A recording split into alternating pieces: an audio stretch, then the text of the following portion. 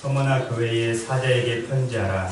처음이요 마지막이요 죽었다가 살아나시니가 이르시되 내가 내 환난과 궁핍을 알거니와 실상은 내가 부요한 자니라. 자칭 유대인이라 하는 자들의 비방도 알거니와 실상은 유대인이 아니요 사탄의 회당이라. 너는 장차 받을 고난을 두려워하지 말라. 볼지어다 마귀가 장차 너희 가운데에서 몇 사람을 우게 던져 시험을 받게 하리니 너희가 10일 동안 환난을 받으리라. 내가 죽도록 충성하라. 그리하면 내가 생명의 관을 내게 주리라. 귀 있는 자는 성령이 교회들에게 하시는 말씀을 들을지어다. 이기는 자는 둘째 사망의 해를 받지 아니하리라. 아멘. 먼저 우리 생명빛 교회가 개척 2주년 감사 예배를 드릴 수 있도록 은혜를 베풀어 주신 하나님께 진심으로 감사를 드립니다. 하나님께서 태초 전부터 놀라운 계획과 뜻을 가지고 계셨는데 저희 생명빛 교회를 이곳에 세우게 하셨고 우리 가정을 서울시 강동구 길동에서 용인시 처인구 유림동으로 옮겨다 심어 놓으셨습니다. 사실 저희 가족은 용인하면 에버랜드밖에 몰랐습니다. 그래서 에버랜드는 서너 번 갔지만 이 용인에 이런 동네가 있다는 것을 교회를 개척하면서 처음 알게 됐고 또 원래 이곳의 이름이 유방동이라는 것도 개척을 준비하면서 알게 됐습니다. 제가 인터넷에서 유방동의 유래에 대해서 한번 찾아봤습니다. 그랬더니 유공리라는 유자와 방충리의 방자를 합쳐서 유방동 이렇게 지었다고 인터넷에 나와 있고요. 또 1996년도에 용인군이 용인시로 승격이 되면서 유방동과 고림동을 통합해서 유림동으로 다시 이름을 바꿨다고 그렇게 인터넷에 되어 있습니다. 그리고 몇 년 전에 전국 주소가 도로명으로 바뀌면서 이곳이 너무 아름답게 바뀌었어요. 백옥대로. 그런데 저희 집에 배달되어 오는 우편물을 보면은 늘 가로를 딱 해놓고 유방동, 지금도 유방동으로 찍혀서 옵니다. 사실 저와 제 아내가 이 유방동이라는 말을 듣고 깜짝 놀랐어요. 어쩌면 대한민국에 유방동이 있을까? 한자를 다 떠나서 어떻게 유방동이 있을까? 그리고 제 아내의 친언니가 그해 1월 10일 날 유방암과 합병증으로 세상을 떠났습니다. 그러니 유방동에 왔으니 저희가 충격을 받을 수밖에 없지요. 용인은 에버랜드밖에 안 가봤고 유방동이 있는지도 몰랐는데 딱 와서 보니까 유방동이래요. 그리고 그해 제 아내 언니가 유방암으로 세상을 떠났습니다. 왜 하나님께서 하필이면 우리를 유방동으로 보내셨을까? 고민을 하고 의문점을 갖게 되었는데 이제 그 의문점이 풀렸습니다. 왜냐하면 하나님께서 여러분들을 만나기 위해서 우리 어린이들을 만나게 하기 위해서 우리 가정을 이 유방동으로 옮겨 놓으셨던 것입니다. 제가 기도 카드를 하나 갖고 왔는데 여거 제가 우리 모 교회인 은평교회에 있을 때 이 기도 카드를 전 성도들에게 나눠주면서 우리 새로 시작하는 생명빛 교회를 위해서 기도해 주세요 라고 하면서 나눠줬습니다. 그리고 여기 보면 다음 세대를 말씀으로 세우고 하나님이 기뻐하시는 교회를 이루고자 합니다. 이렇게 되어 있고 밑에 기도 제목을 5개를 썼어요. 그리고 4번부터 5번까지는 다음 세대를 하나님 말씀과 기독교 세계관으로 세우는 교회가 될 수 있도록, 그리고 5번은 지역의 한부모, 조부모, 다문화 가정의 아이들과 독거 노인들을 사랑으로 섬기는 교회가 될 수 있도록. 사실 이 기도 카드를 만들 때 우리는 이 내용이 뭔지 몰랐어요. 그냥 막연하게 저는 아이들을 좋아해서 다음 세대를 키우는 교회가 되게 해달라고 그렇게 기도했던 거고, 사실 서울에 있을 때 한부모, 조부모, 다문화 가정의 아이들을 별로 만난 적이 없습니다. 물론 있었겠죠. 많이 있었겠지만 만날 기회가 없었어요. 그런데 여기 와서 알면 알수록, 만나면 만날수록 깜짝 놀랍니다. 저희 교회에 오는 아이들 7, 8명 중에 5, 6명이 이런 가정의 아이들이라는 거예요. 조부모, 한부모, 다문화 가정에 다문화 가정? 그런 아이들이 이곳 유방동에 살고 있었던 겁니다. 그래서 하나님께서 우리를 이 유방동으로 옮겨 심어 놓으셨구나 라는 것을 지금 2년 동안 개척을 하면서 또 아이들을 만나면서 깨닫게 되었습니다. 우리 이 지역의 어린이들, 오늘 처음 오신 분도 계신데 이렇게 어린이들이 함께 예배 드리는 것을 아마 오랜만에 보셨을 거예요. 그러나 우리는 개척할 때부터, 그리고 우리 생명빛 교회가 존재하는 그날까지 이렇게 계속 어린이들과 함께 예배를 드릴 것입니다. 왜냐하면 이게 성경적인 모습이기 때문에 그렇습니다. 서론이 좀 길었는데 이제 본문으로 한번 들어가 보도록 하겠습니다. 함께 읽었던 말씀인 요한계시록 2장 8절에서 11절까지는 특별히 소아시아의 7교회 중에서 서머나 교회에 대해서 하시는 하나님의 말씀입니다. 이 글을 쓰고 있는 사도 요한이 살던 시대에 아시아에 7교회가 있었는데 그 7교회는 실제적으로 있었던 교회들이고, 그리고 사도 요한이 반모라는 섬에서 환상 가운데 하나님의 말씀을 듣고 보고 알게 되면서 하신 말씀입니다.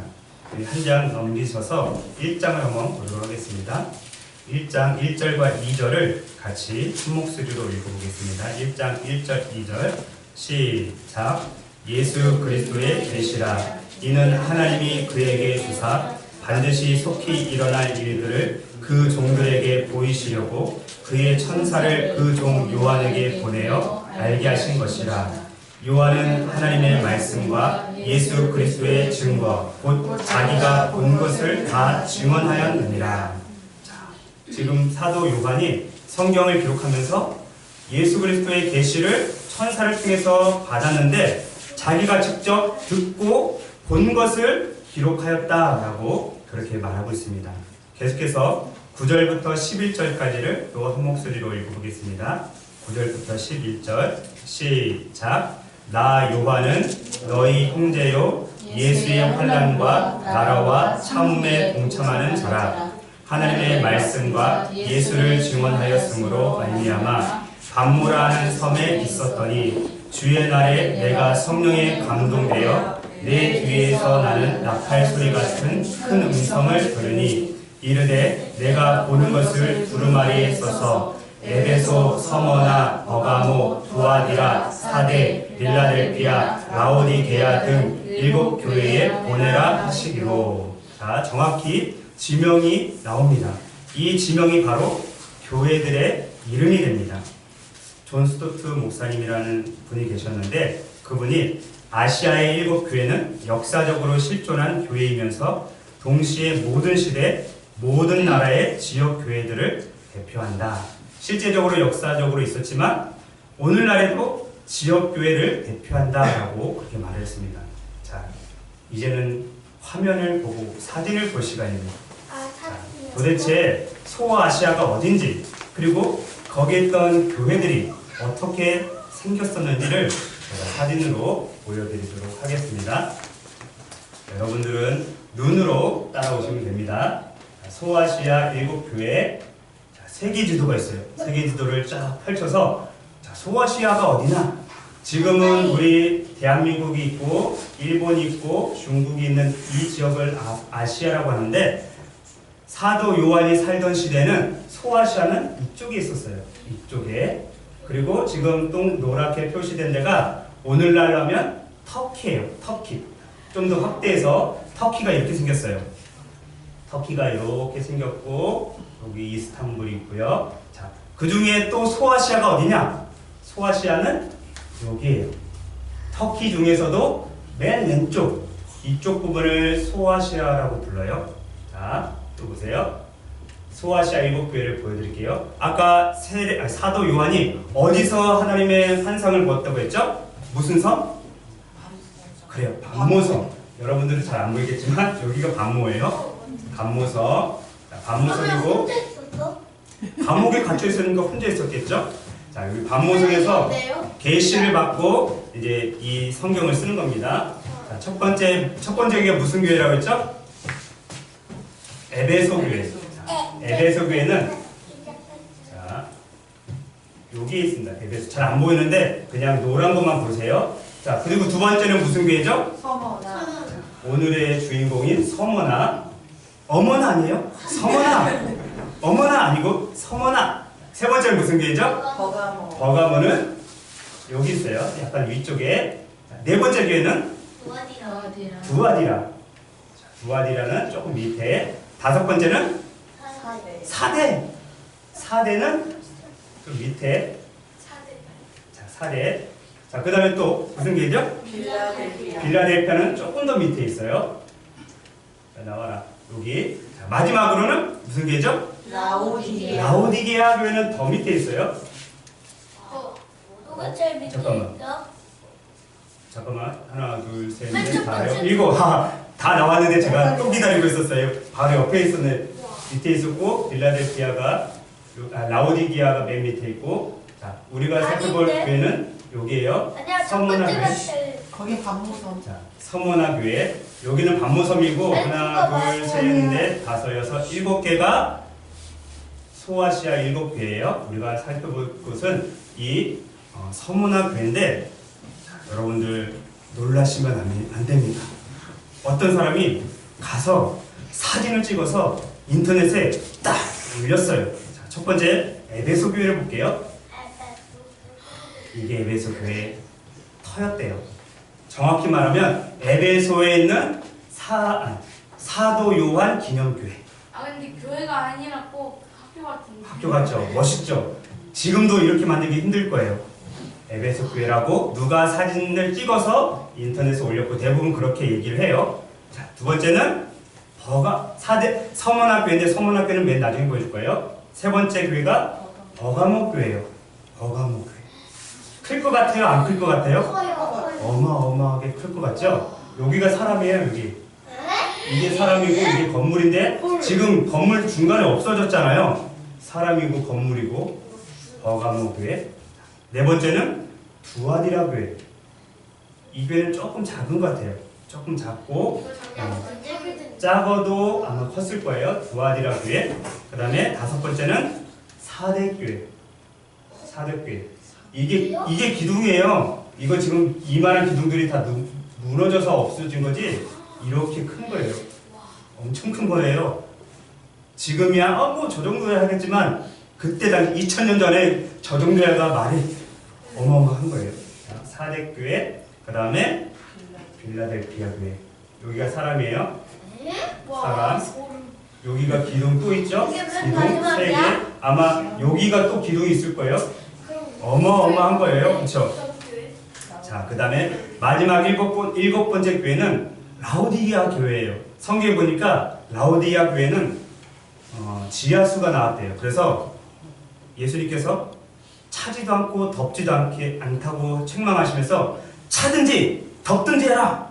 라고 라오디게아 교회에게 책망을 했어요. 그랬더니 나중에 보니까 흔적도 없어요. 누군가가 라오디게아 교회라고 찍었는데 아마 이곳은 라오디게아 교회는 아닐 거예요. 근데 찾을 수가 없어요. 라오디게아 교회 터는 기둥도 찾을 수가 없어요. 여러분들은 지금까지 6개의 교회를 보면서 무슨 생각을 가졌어요? 저는 말씀을 준비하면서 두 가지 점을 느꼈는데 하나는 놀란 거예요. 여러분들처럼 우와 어떻게 저렇게 클 수 있을까?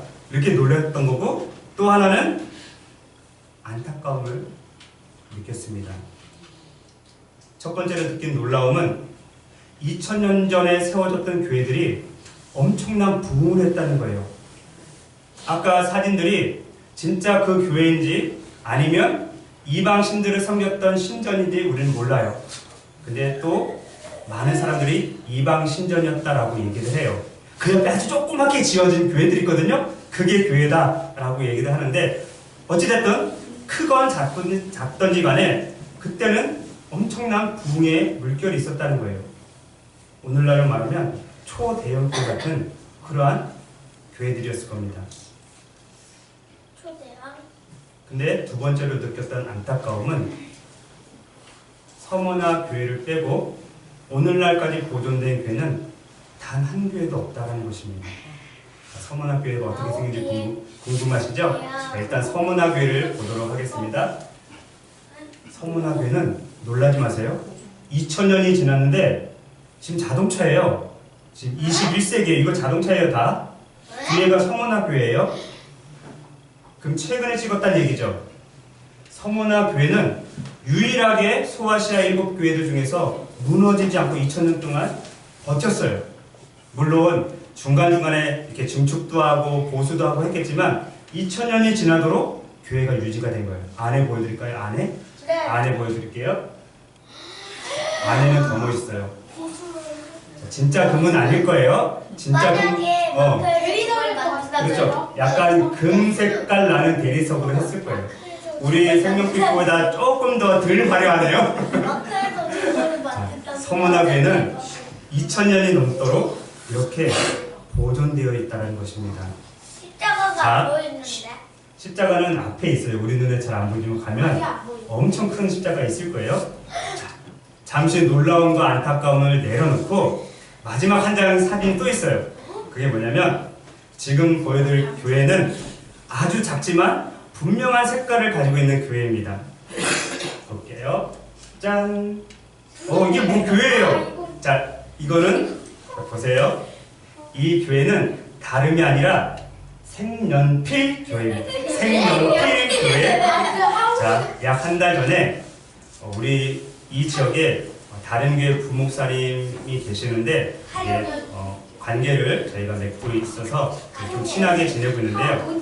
그날 사모님하고 두 딸이 사정이 있어서 그 교회를 못 갔어요. 그래서 이제 저희 교회를 예배드리러 왔는데 예배를 드리고 나서 둘째 딸이 이제 다음날 어린이집을 가서 일요일날 있었던 일을 그림으로 그리고 일기처럼 쓴 거예요.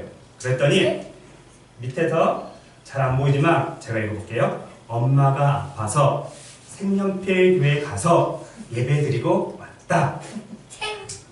색연필 교회 가서 예배드리고 왔다. 저와 제 아내가 이 사모님께서 아내 핸드폰으로 카톡을 딱 보내준 이 사진을 보면서 얼마나 즐겁고 행복했는지 몰라요. 그래, 우리 교회는 색연필 교회야. 왜요? 여보, 분명히 엄마는 생명빛 교회 같다라고 가르쳐 주었을 텐데 아이는 색연필 교회로 들었나 봐. 아니 그게 색연필 아니라 교회. 색연필처럼 아름다워서 그래, 그랬나? 색연필 교회 참 마음에 드는데 우리 교회 애칭을 색연필 교회라 합시다 라고 제가 아내한테 얘기를 했습니다. 우리 생명빛 교회는 개척한 지 2년밖에 안 됐지만 아주 보잘것없고 초라한 교회지만 빨강, 주황, 노랑, 파랑, 초록, 남색, 검정, 핑크. 아침에 제가 제 딸한테 주희야 핑크가 무슨 색이냐 했더니 분홍이라고 얘기하더라고요. 분홍해? 그러고 있어. 자, 분홍색까지 알록달록 무지개 색깔로 어우러진 색연필 같은 교회입니다. 자, 어디 가서 너 어디 교회 다니니? 우리 색연필 교회 다니나요? 그렇게 자랑해도 될 것 같습니다. 자, 이제 본격적으로 서머나 교회가 어떤 교회였는지, 어떤 교회였길래 예수님으로부터 칭찬을 받았고 오늘날까지 2000년 동안 보존될 수 있었는지에 대해서 알아보도록 하겠습니다. 무엇보다도 이 서머나 교회가 예수님으로부터 칭찬을 받고 오늘까지 보존된 이유는 환난과 핍박과 고난을 견뎌낸 교회였기 때문에 그렇다는 것입니다. 앞에서도 살펴봤듯이 소아시아 7교회 중에서 현재까지 유일하게 보존된 교회는 서머나 교회밖에 없습니다. 하지만 우리는 이 서머나 교회가 언제 세워졌는지 누구에 의해서 세워졌는지 아무도 모릅니다. 학자들에 의하면 사도 바울이 3차 전도 여행에 에베소로 가던 길에 그곳에 들렸다라고 하는 분도 있고요. 또 어떤 분은 그곳에 들리면서 성호나 교회를 세웠다라고 하는 분도 있습니다. 그래서 사도 바울에 의해서 세워진 교회다라고 말할 수 있지만 정확히 또 성경에는 그렇게 기록되어 있지는 않습니다. 만약에 서머나 교회가 사도 바울에 의해서 세워졌다면 성경에 기록된 편지 중에 서머나 교회서, 예를 들면 고린도전서 이런 것처럼 서머나 교회서라는 책이 있어야 될 것입니다. 근데 그게 없는 것을 봐서는 사도 바울이 세우지 않고 그 전부터 있을 수도 있다라고 그렇게 생각할 수 있습니다. 한 신학자가 서머나는 7도시 중에서 가장 수려하다라고 했습니다. 아까 7개 도시 봤죠? 교회 이름이 다 도시 이름이에요. 그 7개의 도시들 중에서 가장 아름답다는 얘기예요. 또 한 신학자는 소아시아에서 가장 번성한 도시 중에 하나가 바로 서머나였다라고 그렇게 이야기합니다. 소아시아 7 도시 중에서 가장 수려하고 가장 번성한 도시 중에 하나였던 이 서머나에 언제 누가 교회를 세웠는지 모르겠지만 그 교회가 복음 때문에 환난을 당하고 있었다는 것입니다. 성도들의 생활이 너무나 궁핍해졌습니다. 지금이야 예수님 믿는 사람들이 잘 먹고 잘 사니까 나도 예수님 믿어야지. 지금 말고요. 한 20년 전까지 예수님 믿으면 잘 먹고 잘 살고 부자 되고 건강하니까 나도 예수님 믿어야지. 20년 전에는 그렇게 했어요. 근데 지금은 안 그렇죠? 또 20년 전에는 어떤 목사님 보니까 외제차 타고 다니네. 또 어떤 목사님 보니까 집이 크네. 나도 목사가 돼야지 해서 신학교 간 사람들도 조금 있었어요. 20년 전에. 지금은 안 그래요. 20년 전 이야기예요. 그런데 2000년 전에는 예수님 믿으면 환난받고 고난받고 핍박받는 게 당연한 일이었어요. 9절 말씀을 같이 한 목소리로 읽어보겠습니다. 9절 시작. 내가 2장 9절입니다. 2장 9절 시작. 내가 내 환난과 궁핍을 알거니와 실상은 내가 부유한 자니라. 자칭 유대인이라 하는 자들의 이방도 알거니와 실상은 유대인이 아니요 사탄의 회당이라. 우리는 이 서머나 교회가 현재 당하고 있는 환난과 핍박이 구체적으로 어떤 건지는 잘 몰라요. 그런데 누구에 의해서 이 환난과 핍박을 당하고 있는지는 알 수가 있습니다. 누구에 의해서 당하고 있다고 그랬죠 지금? 사탄? 그렇죠. 자칭 유대인이라고 하는 사람들에게 우리가 환난과 핍박을 당하고 있다.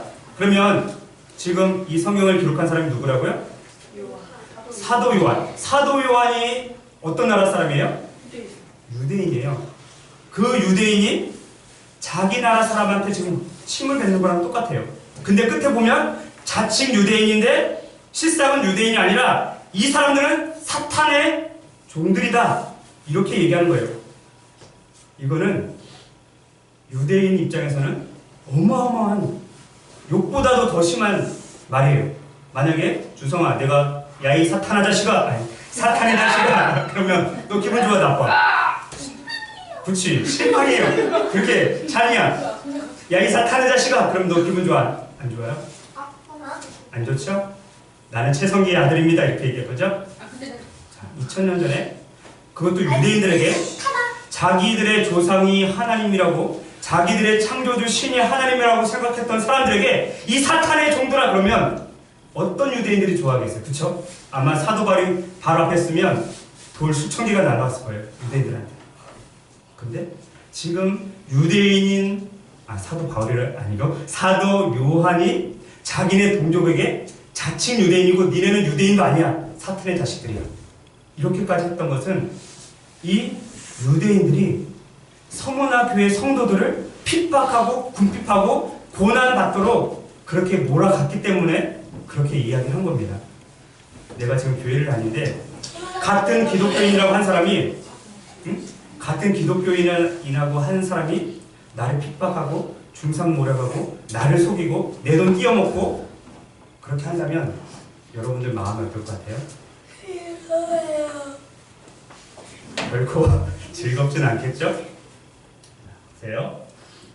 그래서 한 신학자의 말을 제가 조금 인용해서 요약해서 설명을 해보겠습니다. 주전 195년에 서모나의 로마를 인격화한 여신인 데아 로마, 그러니까 여자 신인데 이름이 데아 로마예요. 데아 로마의 신전이 건축되고 봉헌되었다. 이 신전으로 인해서 서모나는 로마 제국에 충성을 바친 도시로 명성을 얻었다.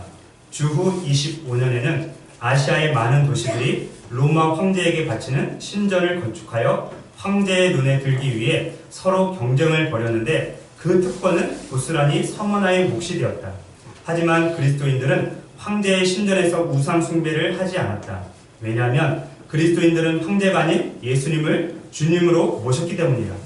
당시에는 로마 황제를 우상시했어요. 그 중에 가장 앞장섰던 사람들이 바로 서모나에 있는 사람들이었던 것이에요. 그래서 거기다가 로마 황제의 이름으로 신당을 세운 거예요.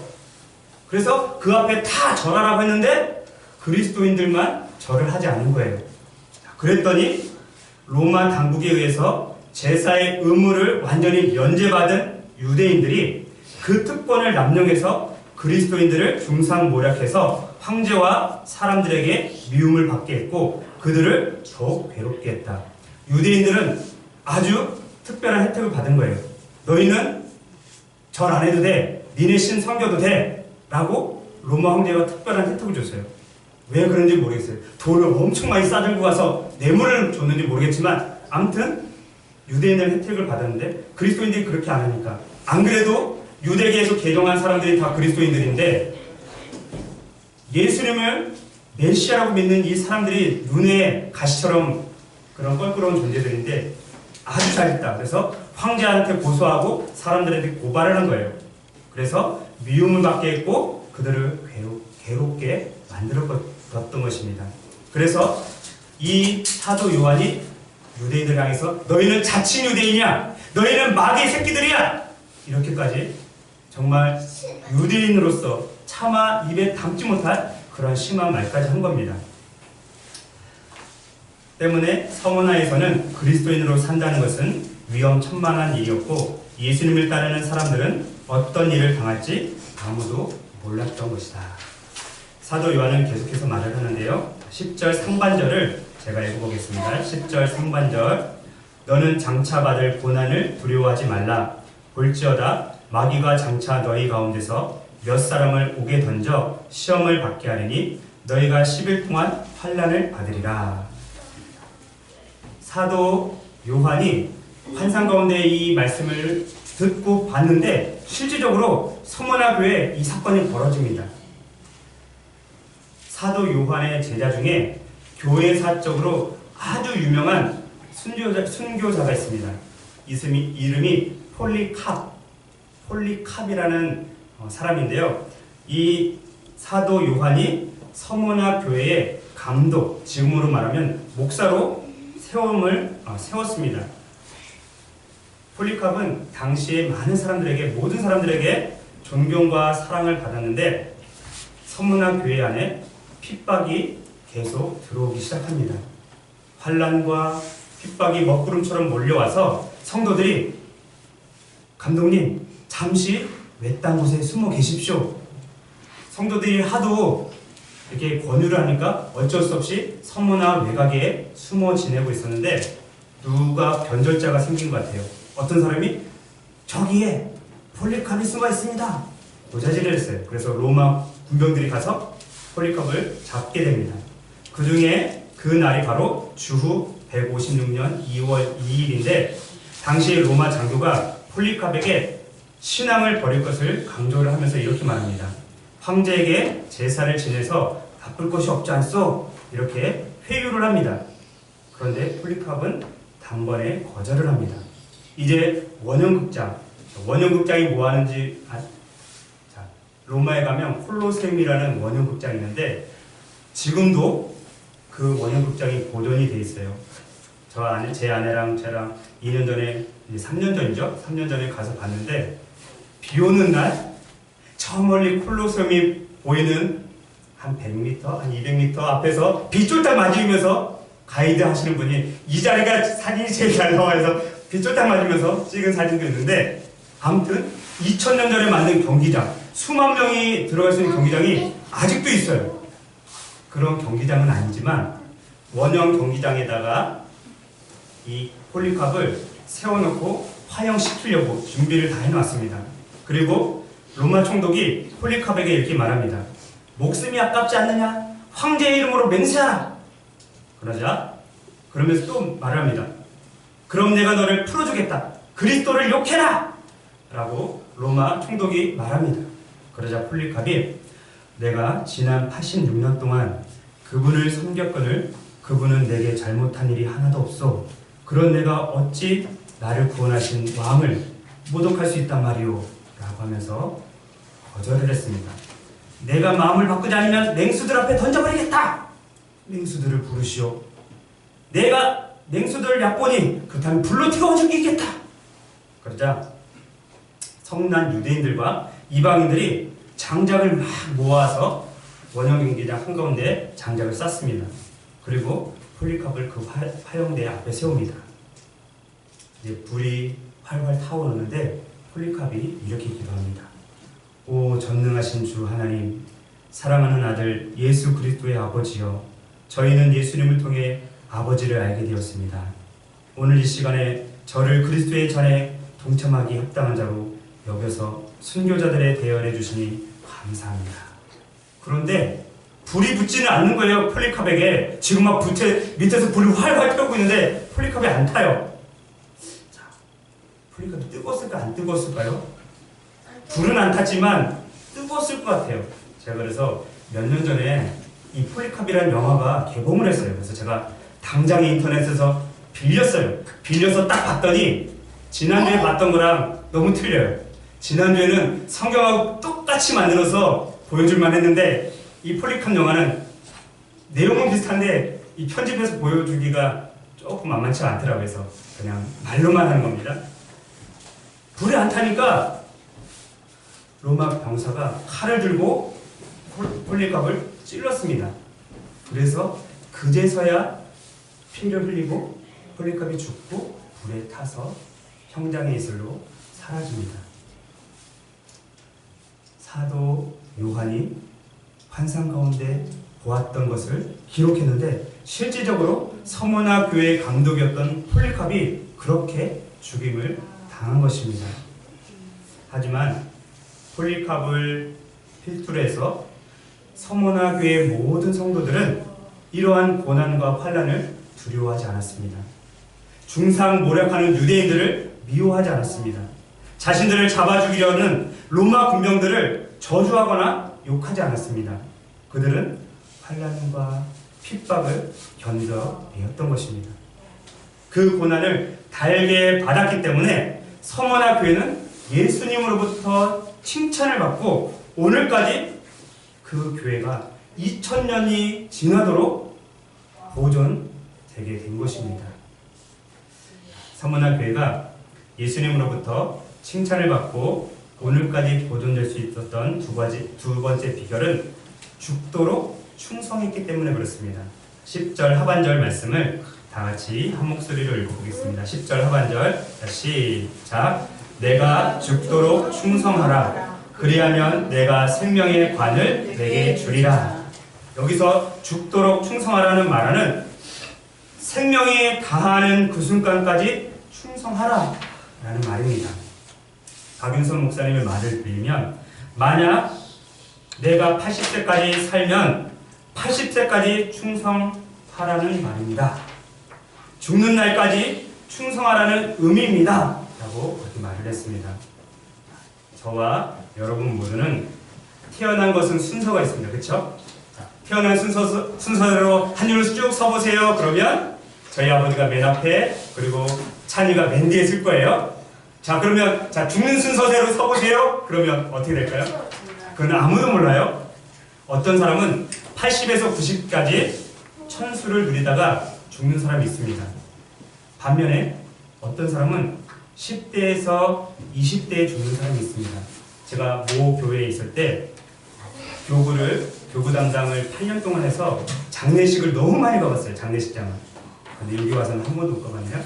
장례식장 화장터를 엄청 많이 가봤는데 어느 날 화장터를 갔더니 보통은 어른 6명이서 관을 메고 가거든요. 4명도 들기가 힘들어요. 시체가 무겁거든요. 어른 6명이 관을 메고 가는데, 근데 그날은 남자 어른 4명이 관을 들고 가요. 자세히 보니까 관이 아주 작았어요. 아마 주성이나 찬이만 했을까? 사진도 영정사진을 보니까 아주 어린 꼬마였어요. 그 엄마 아빠는 분명히 그 아들을 땅속에 묻은 게 아니라 가슴에 묻었을 겁니다. 태어나는 것은 순서가 있지만 가는 것은 순서가 없습니다. 어떤 사람은 10대, 20대에 죽는 사람이 있습니다. 어떤 사람은 30대, 40대에 죽습니다.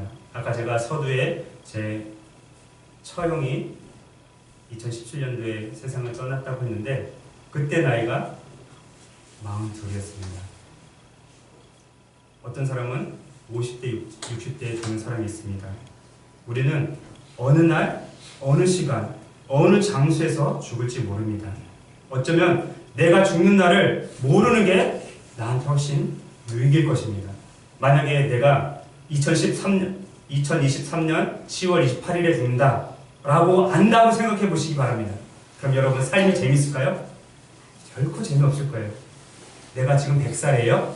100살이고 2023년에 죽는데 그러면 재밌을까 재미없을까요? 재미가 없어요. 그래요. 내가 지금 100살이라도 2023년도에 죽는다는 것을 알고 있으면 재미가 없어요. 차라리 내가 죽는 날짜를 모르는 게 우리에겐 행복이고 감사한 일인 것입니다. 그러나 10대에 죽건 20대에 죽건 30대에 죽건 40대에 죽건 50대, 60, 70, 80대에 죽든지 간에 그 죽는 순간까지 주님 앞에 충성을 다해야 된다는 것입니다. 죽도록 충성하는 자에게 하나님께서 반드시 보상을 해주실 것인데 그 보상이 생명의 관이라는 것입니다. 천국에 가면 서머나 교회 성도들이 폴리캅을 중심으로 해서 생명의 관을 쓰고 있을까요? 안 쓰고 있을까요? 자, 1번 쓰고 있다. 뭐가? 생명의 관. 자, 2번 안 쓰고 있다. 누가? 내리세요. 다. 그래요. 다. 어린이들은 손을 들어서 표현했는데 어른들은 다 마음속으로 했죠? 자, 그래요. 여러분들 다 1번으로 표시를 했을 거예요. 물론 어떤 분들은 좀 무거우니까 집에다 놓고 왔다 갔다 할 수도 있겠지만 자, 분명히 모든 사람들은 생명의 관을 쓰고 천국을 거닐 것입니다. 이제 말씀을 읽도록 하겠습니다. 개척 2주년을 맞이해서 우리 생명빛 교회가 다른 교회가 아닌 서머나 교회처럼 되기를 간절히 바랍니다. 서머나 교회는 환난과 핍박과 궁핍이 끊이지 않는 교회였습니다. 그런데 우리 생명빛 교회 보세요. 환난과 궁핍과 핍박이 끊이나요? 안 끊이나요? 아예 없죠? 아예 없어요. 환난과 핍박과 궁핍이 없어요. 여러분들은 어린이 여러분들은 더 모를 거예요. 생명빛 교회 오면은 놀고 먹고 마시고 예배드리고 얼마나 좋아요. 그렇죠? 기도하고 너희는 늘 기쁘고 행복하잖아요. 그래서 우리 교회가 천국 같은 교회잖아요. 그렇죠? 우리는 환난과 핍박과 궁핍이 없어요. 그런데 서머나 교회는 늘 환난과 핍박과 궁핍의 연속이었어요. 그러나 그들은 결코 그것이 괴롭지가 않았어요. 천국을 사모하면서 살았기 때문에. 그래서 우리도 죽을 때까지 천국을 사모하면서 서머나 교회처럼 환난과 핍박과 궁핍이 없을지라도, 아니 어쩌면 이제 10년 뒤에 20년 뒤에는 환난과 핍박과 궁핍이 올 수도 몰라요. 그건 아무도 몰라요. 지금은 우리가 자유롭게 예수님 믿고 자유롭게 교회 다닐 수 있지만 10년 뒤, 20년 뒤, 30년 뒤에는 나라에서 이제 기독교인들은 예배당에 가지 마십시오. 그렇게 할 날이 어쩌면 올지도 몰라요. 그래서 그날을 대비해야 돼요. 올 수도 있고 안 올 수도 있고, 안 오면 좋지만 와도 이겨낼 수 있도록. 기도해야지. 그렇죠. 그런 날이 오지 않도록 계속 기도해야 돼요. 이제 우리 생명빛 교회는 겨우 2살밖에 안 됐습니다. 어린이가 태어나서 2살 되면 어떻게 하게요? 그런 어린이는 아주 슈퍼 베이비야. 네 발로 기어다니거나 그게 싫으면 엉덩이로 밀고 다니겠죠? 앉아서. 우리 딸도 그랬어요. 2살밖에 안 됐는데 걸어다니면 슈퍼 베이비입니다. 우리 슈퍼베이비 있는데. 맞아. 예. 그런 애기도 있어요. 걸어가지고 아빠 옷 입고 나왔는데 웃기자고 한 얘기고요. 아무튼 우리 생명빛 교회는 사람으로 치면 2살밖에 안 됐어요. 아직 애기예요. 그러니까 모든 것이 부족하고 모든 것이 연약하고 모든 것이 작을 수밖에 없어요. 그럼에도 불구하고 우리는 성원한 배처럼 기뻐하고 감사하고 환난과 핍박이 없을 때는 더 기뻐하고 그러한 날이 찾아올지라도 이겨낼 수 있도록 지금부터 기도로 말씀으로 준비해야 된다는 거예요. 그래야 할 때 그렇게 견뎌내고 이겨내면 하나님께서 잘했다, 착하고 충성된 종아 라는 칭찬을 해주시고 머리에다가 생명의 관을 씌워주실 것입니다. 그런 은혜가 있기를 간절히 바라겠습니다. 기도하겠습니다.